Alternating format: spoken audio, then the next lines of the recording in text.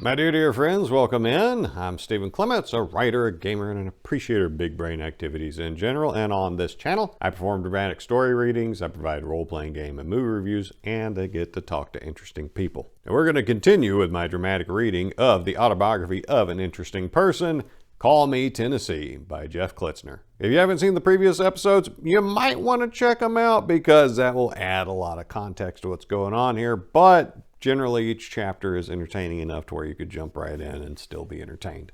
So after the unfortunate passing of his grandmother, Jeff has now returned to Israel for the third, fourth time. I lose track. When I was editing this thing, I read it so many times it all kind of blurs together. So going back and reading through it all these years later, things are clicking into place. So let's see if Jeff succeeds in his goal to become a rabbi or just a better person. As we pick up in chapter 25, They Call Me Tennessee.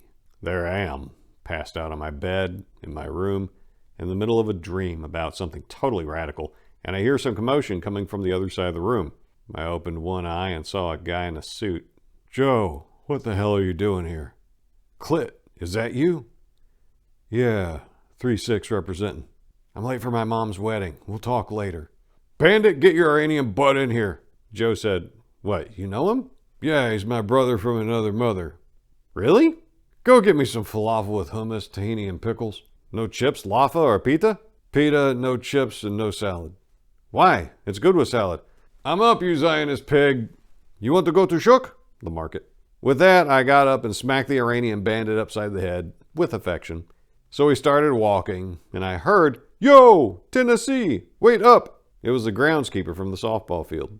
"Hey, do you want to coach Little League?" "Yeah, sure, buddy." "You do know how to coach, don't you?" "Are you kidding me? I'm Tennessee. What do you think?" "Give me a shout later. I'll get you the details." "Later, bro." "No worries, dog." Then me and Bandit made it to the quickie shop on the corner.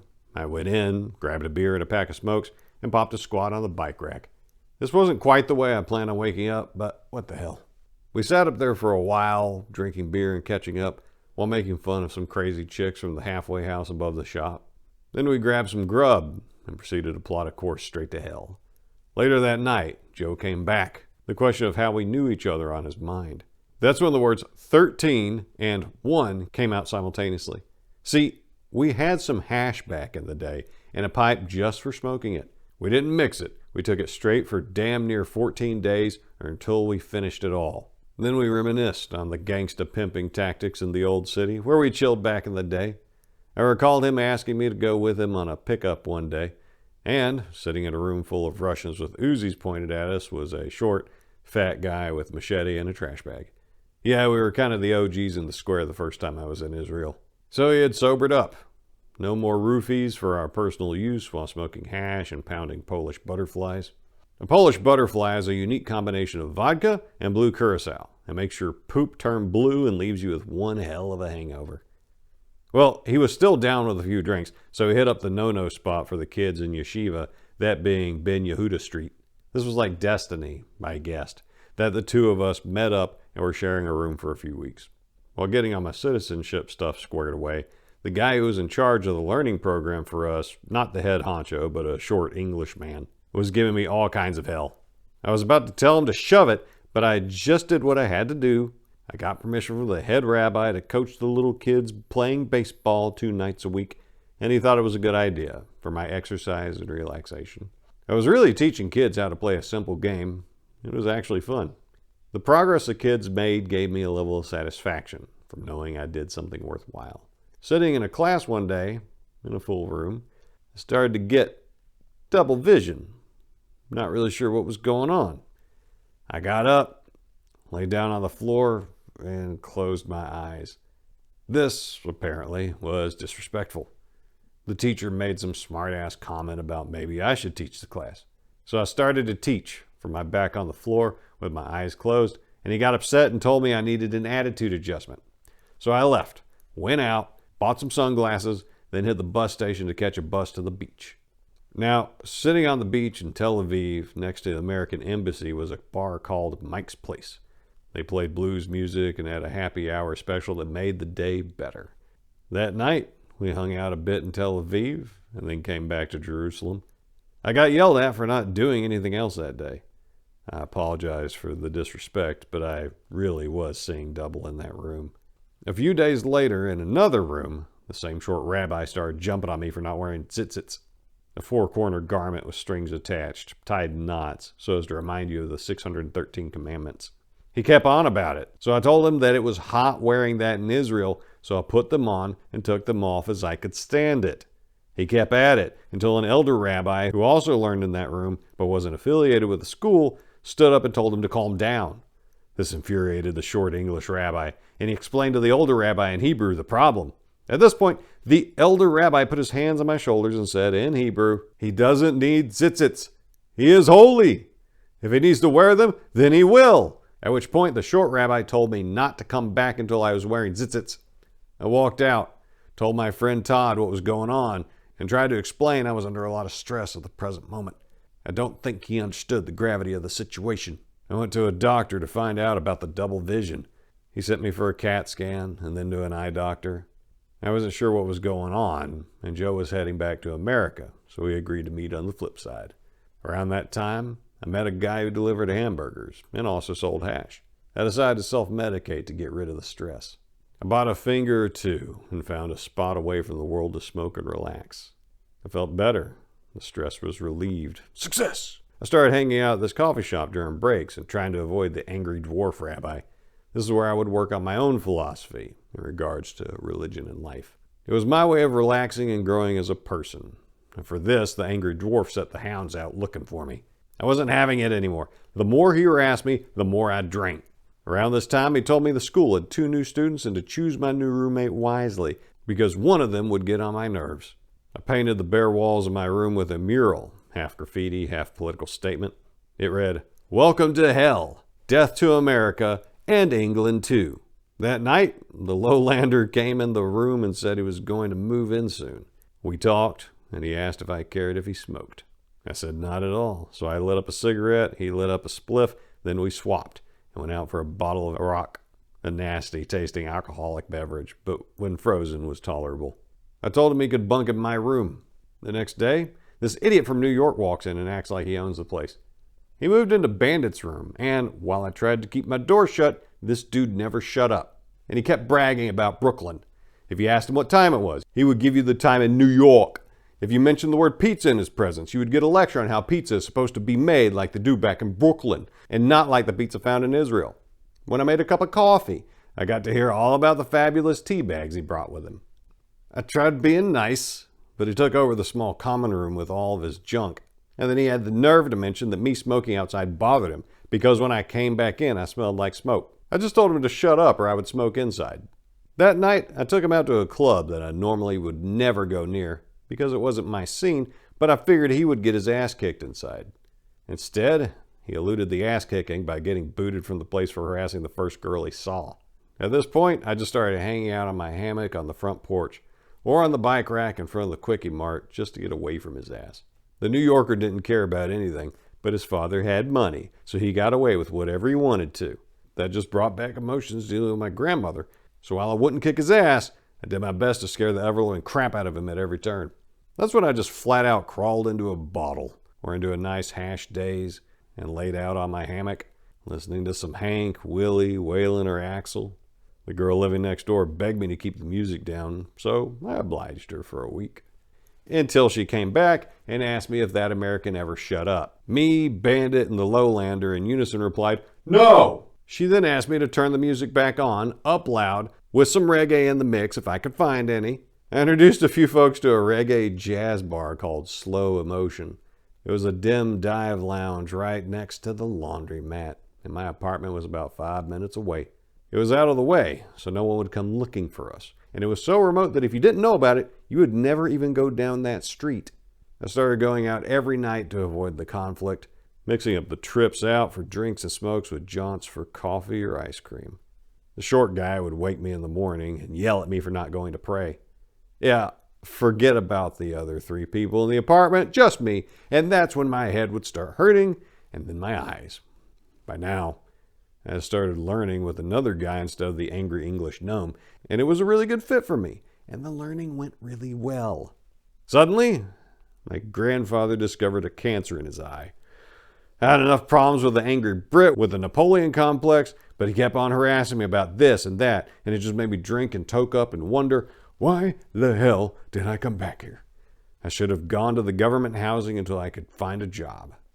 Then one day, I did my best to speak to the head rabbi, but he was busy, so I called the rabbi underneath him. But he was busy too. I just worked myself up into a frenzy, and it had been building up for a while. I couldn't take it. I didn't know what to do. I went back to my room and started grabbing everything Jewish that I owned, no matter how sacred, no matter how expensive, and just said, fuck it. I put it in a shopping cart along with some newspaper, and then I grabbed some lighter fluid, cologne, and aftershave and doused it all. I lit a cigarette, tossed the match in the cart, and sat on my throne, watching it burn, giving it all back to God. I made my own sacrifice. I broke all the bonds I had with the Lord that day. Now I understand. Bandit, not knowing what to do, grabbed the neighbor and ran out with water, trying to put the fire out. I went inside, grabbed some clothes and some food, and walked out. Not sure where I was heading. I found a tree with a nice old chair underneath it and sat down in the shade. Listening to some tunes, I felt liberated. At the same time, I knew what I just did was going to give me a direct flight to hell and or the loony bin. Some people I knew saw me and started talking to me, saying, Jeff, how could you? Jeff, what the hell? You're going to burn for this. I stood up and said, the name is Tennessee, and I'm already in hell. It can't get any worse. Chapter 26. Fire on the mountain, run boys, run. I was taken to the hospital to see just how crazy I was. Now I'm a little fuzzy on details, but I went to the hospital, and the doctors were confused why I set the fire. I tried to explain that I was tired of the mental anguish, the stress, the utter chaos of people trying to tell me what to do, and that I wasn't a drunk or drug addict. I was just trying to cope. They didn't quite get that. What they did somehow get was that God spoke to me and told me to set the fire. That was not the case, but the broken language barrier with the double vision led them to send me to a psych ward in the middle of nowhere. The doctors there put two and two together and figured out that I was just really stressed, and that was just a blown gasket. Since I didn't try to hurt anyone or myself, I wasn't a danger, and while my method of fire might seem strange, it's not like throwing it in a trash can would have been any different. It was just the first idea that popped into my head. They asked me, why just my Jewish stuff? I told them I was just trying to break free, I guess. I felt like somehow this would sever my ties with the stress of struggling between religion and my past transgressions. It was a rational decision, just an irrational action with unknown consequences. The straw just broke the camel's back. I snapped, but I was coming around. I realized how messed up it was, but it wasn't like I could just take it all back. The doc at the psych ward was like, go away somewhere for the weekend and relax. So a friend took me into his home, but problems arose when I realized what I had done, and I started to go into kind of a shock, and then went back to the hospital. This wasn't a bad thing because I ran into somebody that helped me put things in perspective. This guy worked at the Quickie Mart where I would buy beer and squat on the bike rack. He never really said much to me, but I saw him outside smoking, so I bummed a light from him, and he wanted to know why I was in the hospital. I told him stress. I had just snapped. I told him my struggle. He told me he had cancer and to look at him. He wasn't worried. I bit the hook and asked him why. He said, you want to know what the secret to a happy life is? I'll tell you.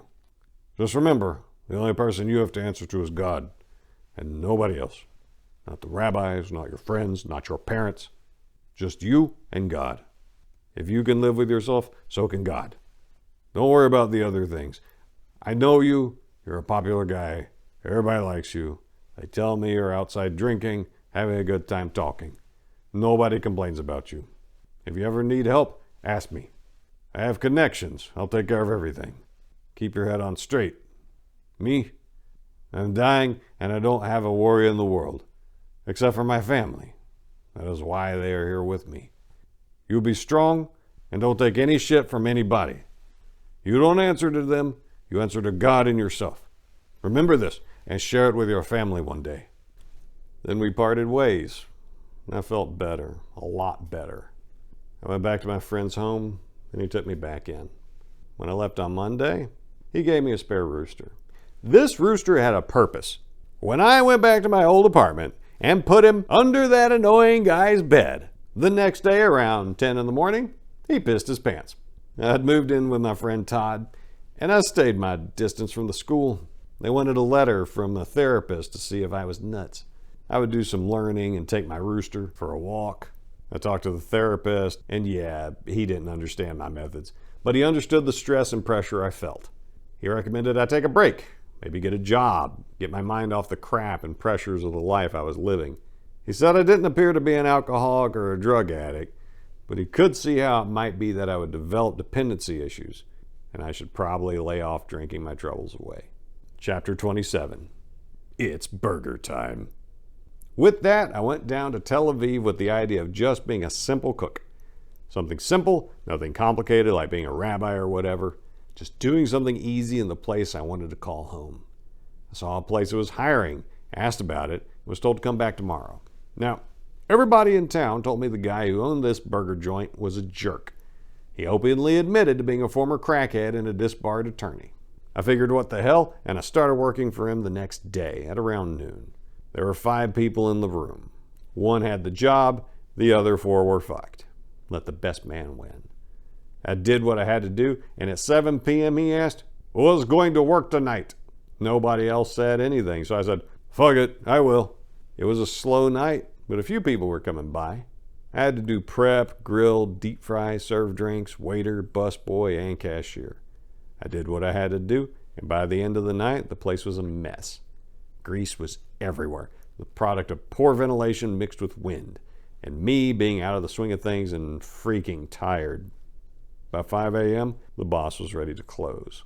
The place was still a mess, and I'd been cutting my hands all night on the stainless steel counters and vents, which had not been smoothed. That meant thin cuts, and I would get more just wiping down the counters. I told the owner I would come back at 10 and finish the job, and he said fine. When he walked in the next morning, he flipped out, started yelling and screaming and throwing shit around. I was like, "Chill out, I got this," and started scrubbing, spraying, scraping, sweeping, and mopping. I did this for hours, and by 4 p.m., I was done. I went back to my place and showered. Figured I was probably fired, but at least I went for it. Around 5:30, I got a call asking where everything had been stocked the day before, when we had 5 people trying to find room for everything. I came in, looked for the stuff, and found it, knowing I was going to get blamed for it being in a place not intended to house whatever it was. After a quick dinner of ramen noodles and a Coke, I went to the bar where the owner was and asked him if it was cool if I spent some money in his place. He was pissed and started yelling again. I said, "Dude, look at my hands." I showed them to him with my multiple scars, scabs, cuts, and blisters. He asked, "What's all that from?" I told him last night and this morning, the stainless steel, some of the chemicals, and working my ass off. He said, "I didn't know," and let me in. He bought me a shot and told the bartenders to give me half off. He offered me some skunk, really good weed. And then we started talking. Turned out we both had run-ins with the same gangs in different cities. I told him about getting pulled over by the heat while driving the master's car. He laughed and asked how much time I served. I told him none. The guy was on the payroll. It was a test to see if I would rat or keep my cool. I told him I couldn't really do that much in the States anymore because of political heat and my connections being under surveillance. He got it. Now, the manager of the restaurant was a pastry chef who was weird. He called me in and started yelling and screaming at me. I told him, "Look, I was dead tired, but I kept pushing.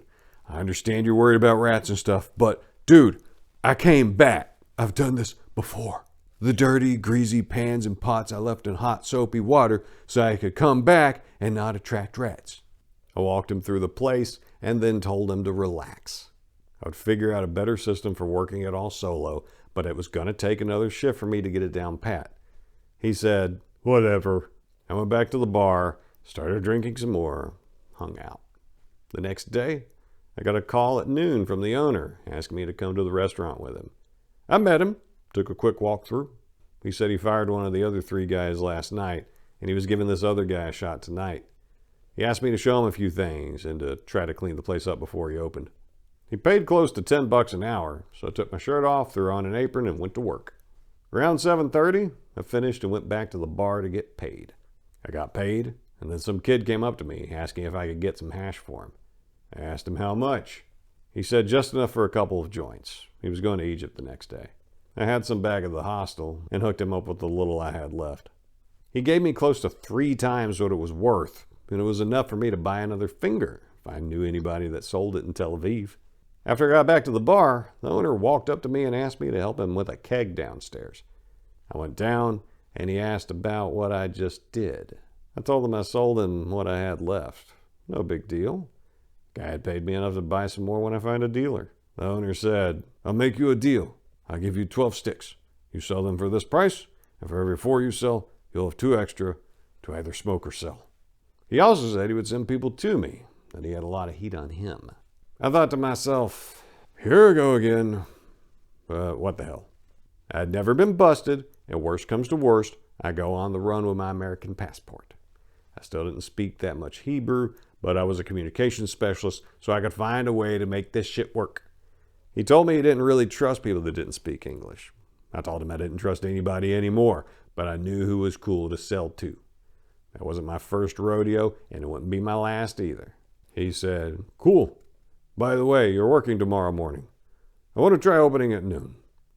No problem, but I reminded him I was staying at the hostel, paying night to night, and I still had stuff in Jerusalem, so I would need to go back one day, so a schedule would be nice. He said he would talk to the manager and get it worked out. With that, I was back in the game. He bought me a few more shots. I was drinking some beers, hitting on some chicks, the same old story, different town. The next day, I'm at work when this Swedish chick I knew from the hostel came up and gave me a big hug. And I told her I'd call her when I got off. The boss man told me his ex-wife was a Swede, and he gave me some cheap pickup lines. Then the manager showed up late, and I got to hear the boss man yell at someone else. This time, the pastry chef turned restaurant manager, and he had it out. The dude made a schedule, and he showed that only 3 employees out of 7 were left so far. So I started prepping the food and stuff. The boss man sent me a few dudes who were looking for the special burgers, so I hooked them up, got some extra cash, and went about my work. I hit up the hostel later that night, and after showering, I hit on the chick at the desk for a while. When the Swede came by, we went out for coffee and stuff. I got a few art supplies, and later on that week, used them for some abstract art that I had made. I managed to get to Jerusalem on my day off, and I got a call as soon as I got into Jerusalem to see if I could work that night. So I rushed back to Tel Aviv to hit the grill. Around closing time, the owner came in and asked me what the hell I was doing there. I told him the manager called and asked me to come in. Believe it or not, he started yelling. "What the hell? I wanted you to settle all your affairs and come back in a day or 2. This is bullshit. That little faggot hasn't worked a shift yet. What the hell? I'm going to fire him soon, the bastard. I'm going to get a guy in tomorrow. Can you train him? And if you can't do it, I'll find someone that can." All was going well, and about a week later, he told me about the apartment upstairs from the bar that he owns, where the bar manager and other folks lived. I got to become one of those other folks. It was awkward for a few days when I moved in, until we all went out a time or 2. I was doing all right. I wasn't making a fortune, but I was getting by and having a blast. I spent my days walking down the beach or working. It was kind of like reliving the dream I kept having, sitting on the beach with a bottle, watching the sunrise, wearing shorts and a baja. Life was pretty fun. I would screw up from time to time and get yelled at once, and it wouldn't happen again. Around this time, I started getting some Arabs coming in because they thought I was an Arab. Now, these filthy rats were attempting to buy the special burgers from me, and I told them to fuck off. Then the cops came by and searched me, but they never went looking in the flour jar. Then they went to the bar and searched the big boss man's jacket. The joke was on them because the Russian strip club across the way made a point to send the bouncer over a little bit before the police came to visit me to give me a heads up. To show my appreciation, I went over after work to thank the bouncer, who informed me that the Russian from the Quickie Mart was his cousin. He told me that I needed to earn some respect in the neighborhood soon because he and the club were going to be gone. The police on the beach were cracking down on everything. The owner came down one day and was arguing with somebody from the hotel, who called the health inspector out and all kinds of random crap. I just kept on trucking. He would fire and hire and fire, and I was working close to every day and kept my ducks in a row. One night, these 5 towel-headed, goat-molesting, shit-for-brains Muslims came in and started talking that pig slop of a language known as Arabic, a language not fit for my dog to hear spoken, and one of them slapped the table. I grabbed a wrench and knocked him upside the head. It drew a little blood and he tried to swing back, but I was behind the counter. I leaned back, grabbed his filthy arm, and twisted it across the counter. I smacked the wrench just above the back of his elbow, and his buddies pulled him back and ran off. I didn't make a big deal about it. The next day, the boss came down and said some of those pigs went into the bar, trying to start a fight and mess up his bar. Keep a lookout. I grabbed the wrench and showed it to him. He brought an aluminum bat and put it behind the register. He asked me if I knew how to use it in a fight. I told him not to worry. I could take care of myself. If need be, I could get a gun and stay strapped just in case. He said no, because it would come back to him and he might get arrested. The cops had been after him for years. Then he got curious about the gun and asked how I could get one. I told him straight up, I've got a rep in Jerusalem. I was there long enough to know a few Russians who happened to like my attitude and the fact I'm an American who can keep his mouth shut, and I wasn't from New York or Miami. On one free day, I got a paycheck from the baseball league. I deposited it in my bank, and the next day said, "Oh hell, I miss having my nipples pierced. I'll get them redone." It did hurt like hell again. I bled for a day or two, but it didn't get infected like the first time. I was hanging out with the Swede one day at a cafe, and somehow a random guy found me attractive and started hitting on me in front of her. She looked at me and asked, "How come you didn't tell him you were not gay?" I told her about the times in America that I could remember when random dudes would offer me money to come back with them, or just flat out ask me to go back to their place. Flat out, I'm not gay. And I'm comfortable enough with my own sexuality that I take it as a compliment and not get all offended that it was a dude saying I'm hot. My boss heard me telling the story and asked why I didn't bring any girls back to the apartment. I told him I don't like crapping where I eat. Too much drama comes from that stuff. He said the Arabs are all gay, and then we swapped stories of those inbred child molesters that enjoy beating their wives and having sex with teenage boys. This was life. People getting hired, fired, me getting yelled at for random things. I knew I needed to step up and start experimenting in the kitchen, so I did. I started making chicken tenders and hot wings, inventing my own sauces, putting new twists on things. All was well.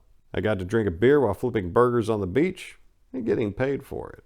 I went and got a tattoo of Captain Morgan on my right calf, and to show it off, I have to do the pose. Why, you ask? Because I had the bottle in my hands and figured I should remember the occasion. Plus, I had nothing better to do that day, and all the cool kids were doing it, so I figured I'd show them how it's done. Did I mention that showing the tat off gets me free shots most of the time? And it's an instant conversation starter. I was back to a rock and roll lifestyle. The occasional line of coke, all the drugs I wanted I could get, plenty of beer and whiskey. What more could I ask for? The Swede left town, and I got hammered more often. Me and my roommates would go out after hours, or sometimes we would all have the night off and go out on the town or hang out in the bar. One night they ganged up on me while I was sleeping and trimmed my beard. That night I clipped a lock of her hair and put it next to the cat named Gangsta. She blamed him for ripping it out. I was satisfied with my work. I had a religious customer who enjoyed his special burgers, and we would talk God and the politics involved with yeshiva and freak out people who didn't know I had been in yeshiva before this. One day, the girl I was sitting with on the plane when I made my triumphant return to Israel was working at the bar, and we were talking about stuff, typical shop talk. She had broken up with her boyfriend. Anyway, I was getting comfortable, which meant any day now, something was bound to go very wrong. And that's where we'll stop for today. Again, we're stuck with the turbulent roads of life afflicting Jeff. Mental breakdowns, really annoying people all around him.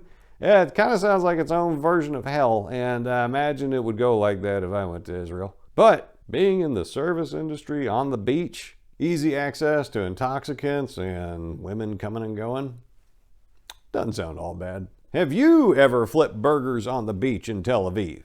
Have you ever been to Israel? Do you have any thoughts on what we talked about today? Well, drop those in the comments below. I love reading them, and I respond to them. Remember to like, share, and subscribe this, because we got some real life stuff going on here, and I think we can all learn from it. But I will say that the person that he referred to once as the fire demon once told me that, no, Jeff, when it came to getting drinks from dudes for free, Jeff was willing to go at least some distance because she saw him do it. Now, she's not the most reliable narrator in the world, but she did tell me about how one time she was at a bar and saw a couple dudes making face right where you belly up to it. And It was Jeff, and his explanation ran along the lines of, I'm bisexual. You buy, I get sexual. And that's very in keeping with the guy's character. So if you have any stories about being bisexual in that regard, drop those in the comments too. Let's end this dumpster fire of an episode. My dear friends, that's what I got for now. And until next time, I wish you nothing but the best.